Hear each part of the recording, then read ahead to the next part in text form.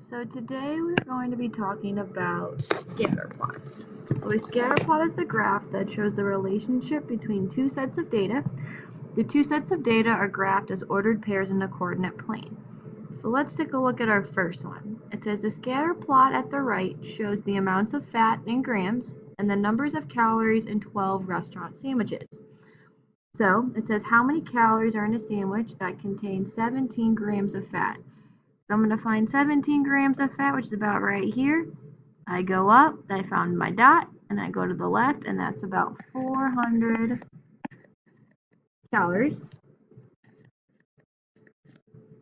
The next one says, how many grams of fat are in a sandwich that contains 600 calories?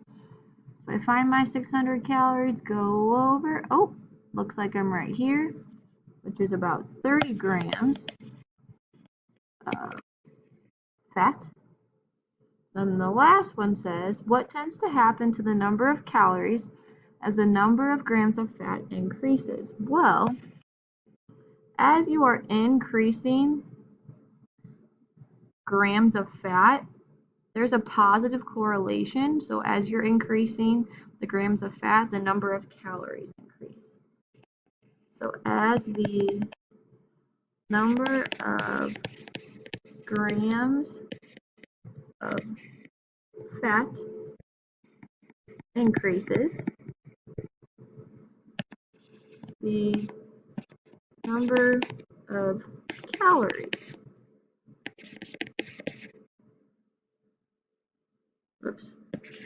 increases.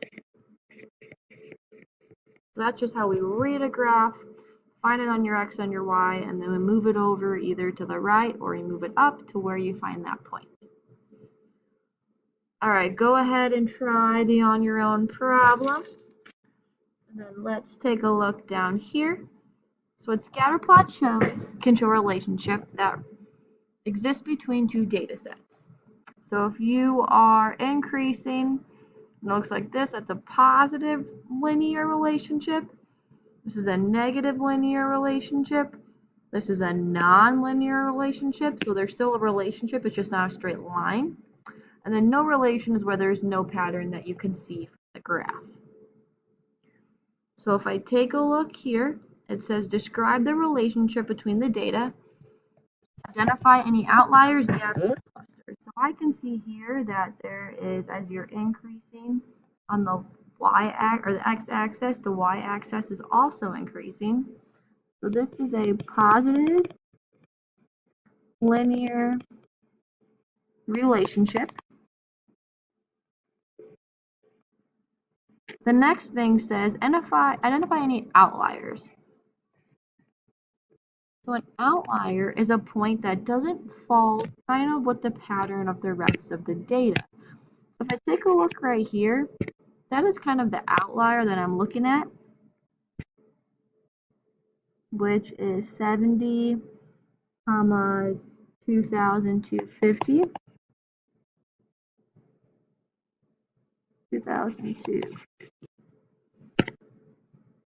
So that doesn't really fall with the rest of the pattern that's right here.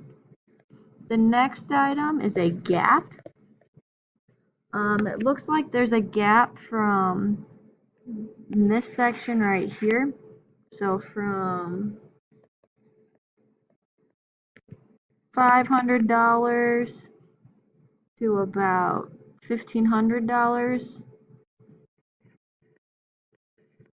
There's a gap, there's no points there. Here, I'll erase that so you can see.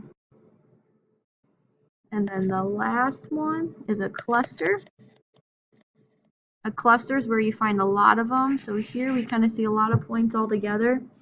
And this is under $500. You're just describing where that cluster occurs. You could say under $500 or around 30 inches.